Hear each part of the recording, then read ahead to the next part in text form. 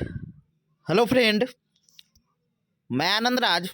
आप सबको भी देखिए, आज एमएड के बारे में बताएंगे कि एमएड कौन कौन लोग कर सकते हैं। एमएड का एंट्रेंस जो होता है, एंट्रेंस के आधार पर आपको कॉलेज अलॉट किया जाता है। गवर्नमेंट कॉलेज या प्राइवेट कॉलेज में भी एडमिशन लेना होगा तो एंट्रेंस देना होगा, समझ गए। बिहार में कितना यूनिवर्सिटी आपका एमएड करवाती है, कितना सरकारी कॉलेज है, किसका कितना फ़ी है, फ़ी के बारे में बताएंगे, कितना किसका फ़ी है, समझ गए। फ़ी के बारे में भी बताएंगे।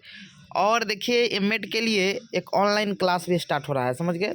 तो जो लोग पढ़ना चाहते हैं वो पढ़ सकते हैं। उसके लिए पहले बता देते हैं, एडमिशन के लिए आप इस नंबर पर व्हाट्सएप करके पता कर सकते हैं। 10 फरवरी से आपका क्लास स्टार्ट हो रहा है एमएड का। बिहार का कोई भी यूनिवर्सिटी हो जो करवाती है, जैसे पटना हो गया, पटना यूनिवर्सिटी, या बीएन मंडल हो गया जो मधुपुरा में है, या तिलका मांझी भागलपुर यूनिवर्सिटी हुआ, या बिहार यूनिवर्सिटी जो मुजफ्फरपुर में, उसमें भी सरकारी कॉलेज है, समझे। या पाटलिपुत्रा जो भी करवाती है, तो 9576002401 पर आप व्हाट्सएप करके आप पता कर सकते हैं। कुछ पेमेंट करके ऑनलाइन आपका क्लास करवाया 10 फरवरी 2023 से स्टार्ट हो रहा है, समझ गए। तो देखिए, सबसे पहले आपको बताते हैं कौन लोग एमएड कर सकते हैं, प्राइवेट कॉलेज का कितना फ़ी है, सरकारी कॉलेज का कितना फ़ी है।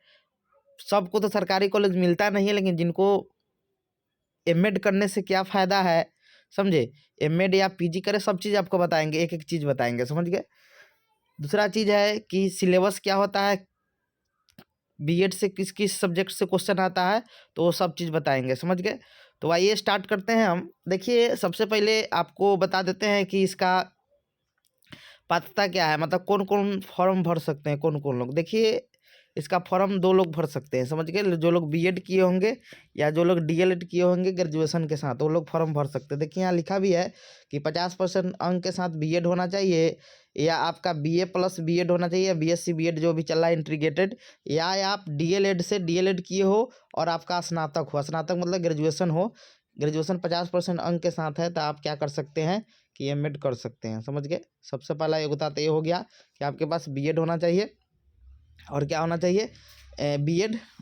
पीजी नहीं है, कोई दिक्कत नहीं है, बिना पीजी का भी आप क्या कर सकते हैं कि एमएड कर सकते हैं, क्योंकि एमएड भी एक मास्टर कोर्स है, समझे। तो इसमें पीजी की ज़रूरत नहीं पड़ती है, लेकिन बीएड या डीएलएड की आवश्यकता पड़ती है।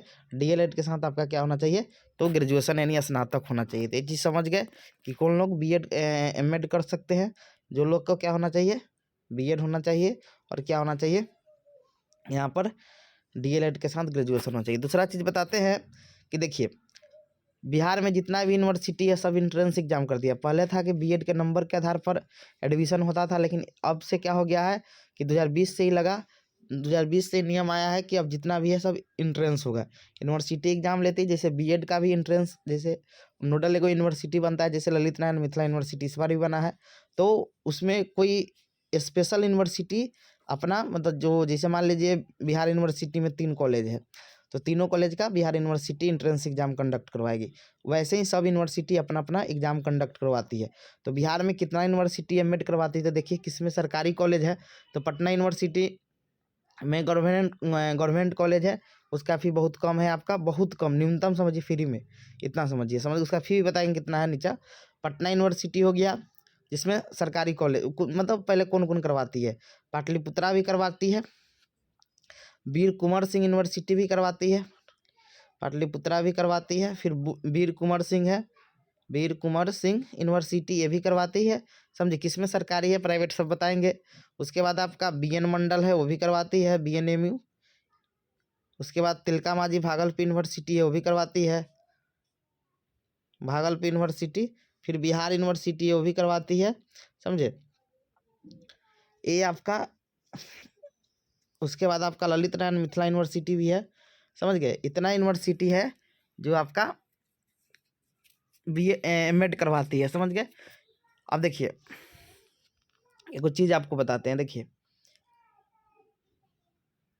पटना यूनिवर्सिटी जो है, इसका एक ही कॉलेज है, 50 सीट है सिर्फ, समझिए। बिहार में जितना भी कॉलेज है, समझे। एक आर्यभट्ट नॉलेज यूनिवर्सिटी, वो भी करवाती है, एक यू, समझ गए।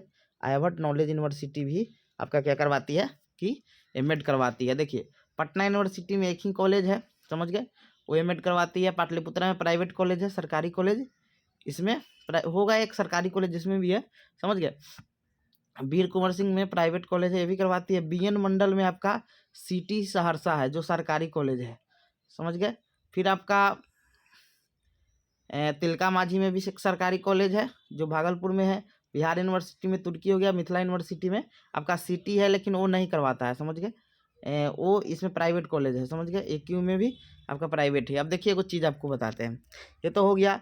अब देखिए सरकारी कॉलेज का सिटी जो आपका क्या उसको कहते हैं, कॉलेज ऑफ टीचर एजुकेशन जो होता है, इसमें हॉस्टल मतलब फैसिलिटी भी मिलता है। इसका फी देख लीजिए कितना है। 2 साल का आपका एमएड होता है, देख लीजिए यहाँ पर 50 को सीट और बीएड कॉलेज में, सॉरी एमएड कॉलेज में मिलेगा, समझ गए। ड्यूरेशन 2 ईयर हो गया, 4 सेमेस्टर में, या सेमेस्टर एग्जाम होता है, सेमेस्टर वाइज एग्जाम होगा, समझ गए। फी स्ट्रक्चर देख लीजिए कितना है आपका। तो देखिए फी स्ट्रक्चर जो है आपका जनरल BC और EBC, इसका 13,000 फर्स्ट ईयर में लगेगा और सेकेंड ईयर में आपका 12,500 रुपया, समझ गए। 12,500 रुपया सेकेंड ईयर में, फर्स्ट ईयर में आपका 13,500 रुपया।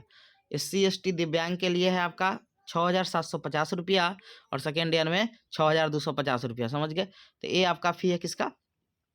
तो यानी कहने का मतलब क्या हो गया कि 26,000 है जनरल BC और EBC का, और SC ST दिव्यांग का आपका कितना है, तो इसका आपका 13,000 रुपया है, समझ गए। दोनों साल का देख लीजिए कितना फी है एमएड का।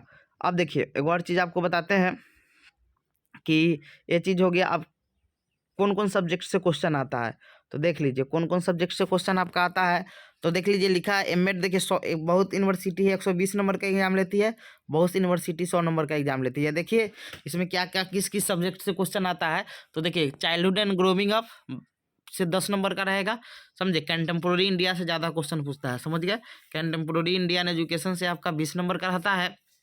लर्निंग एंड टीचिंग से 20 नंबर, नॉलेज एंड कैरिकुलम से 20 नंबर, उसके बाद लर्निंग मतलब असेसमेंट फॉर लर्निंग जो आता है आपका, उससे 20 नंबर, और क्रिएटिव एंड इंक्लूसिव स्कूल से आपका 10 नंबर का क्वेश्चन आता है, समझ गए। अब देखिए इसमें एक्स्ट्रा कुछ क्या पूछता है, ये तो हो गया, लेकिन एक्स्ट्रा भी कुछ क्वेश्चन होता है। कंप्यूटर से कुछ क्वेश्चन रहेगा, समझ गए, 1-2 क्वेश्चन रहता है। रिसर्च से क्वेश्चन 1-2 को मिलेगा आपका। फिर GK GS से भी कुछ क्वेश्चन रहता है, समझे। यानी मान लीजिए 10-12 नंबर का ये भी पूछता है, इसी में से कम करके पूछता है, समझ गए। ये knowledge and curriculum 10 he number का पूछता है, 10 नंबर का कंप्यूटर वगैरह पूछता है, GK GS पूछता है, समझ गए। इंग्लिश से क्वेश्चन नहीं रहता है, इंग्लिश से क्वेश्चन इसमें नहीं रहता है। आपका रीजनिंग 1-2 को, रीजनिंग मैथ भी 2-3 नंबर का पूछता है, तो वो हल्का हल्का रहता है, वो आराम से आप बना दीजिएगा, समझ गए। तो इतना आपका सिलेबस हो गया, समझ गए। ये चीज़ आप समझ गए होंगे कि ये चीज़ आपका सिलेबस हो गया कि इतना इतना से क्वेश्चन आता है, समझ गए। एक और चीज़ आपको हम बताते हैं कि जो आपका एमएड होता है, समझे, इसमें सरकारी कॉलेज में तो रेगुलर क्लास करना पड़ेगा, क्योंकि फ़ी कम है तो क्लास तो करना ही पड़ेगा, समझ ही रहे हैं। सरकारी कॉलेज में आपको रेगुलर क्लास करना पड़ेगा, ऐसा मतलब जो उसका वर्क होता है उसमें आपको भाग लेना होगा। आप चलिए उस चीज़ बताते हैं कि एमएड करने से क्या फ़ायदा। देखिए एमएड कर लीजिएगा ना तो भूखे नहीं मरिएगा, क्योंकि इतना ना बीएड कॉलेज है आपका, प्राइवेट से कहीं कहीं हो ही जाएगा, मतलब कर लीजिएगा। और नेट निकल जाएगा तो गवर्नमेंट में डायरेक्ट में PTC इस सब में या सिटी में आपका बहाली होगा। BPSC एग्जाम लेती है प्रोफेसर, असिस्टेंट प्रोफेसर का, तो उसमें हो गया तो ज़िंदगी ही बदल जाएगा, समझ गए। तो कहने का मतलब ये हुआ कि भीड़ इधर कम है आपका एजुकेशन के क्षेत्र में। नेट भी एजुकेशन से आराम से निकल जाएगा।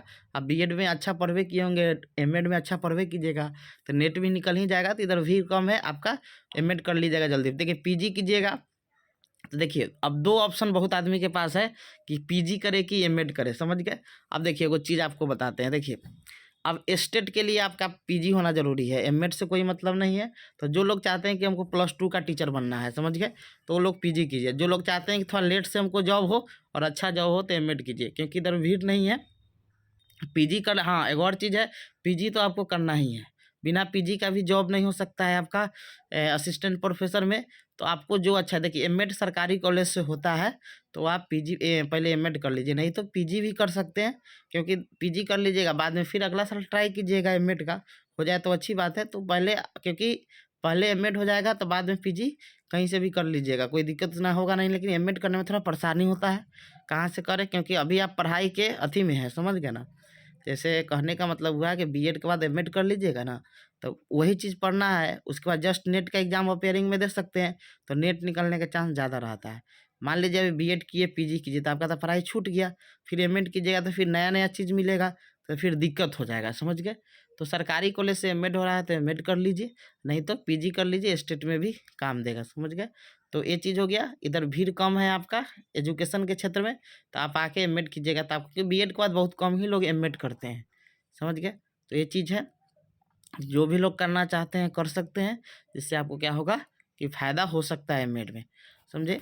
तो एमएड करने के लिए पीजी की आवश्यकता नहीं होती है, बिना पीजी का भी कर सकते हैं। सिलेबस भी बता दिए, आप समझ गए होंगे, समझ गए। फ़ी भी बता दिए, कितना फ़ी है देख लीजिए, 26,000 है आपका first year SC ST sorry general BC और EBC का, और SC ST दिव्यांग का आपका 13,000 फ़ी है, समझ गए। Thank you.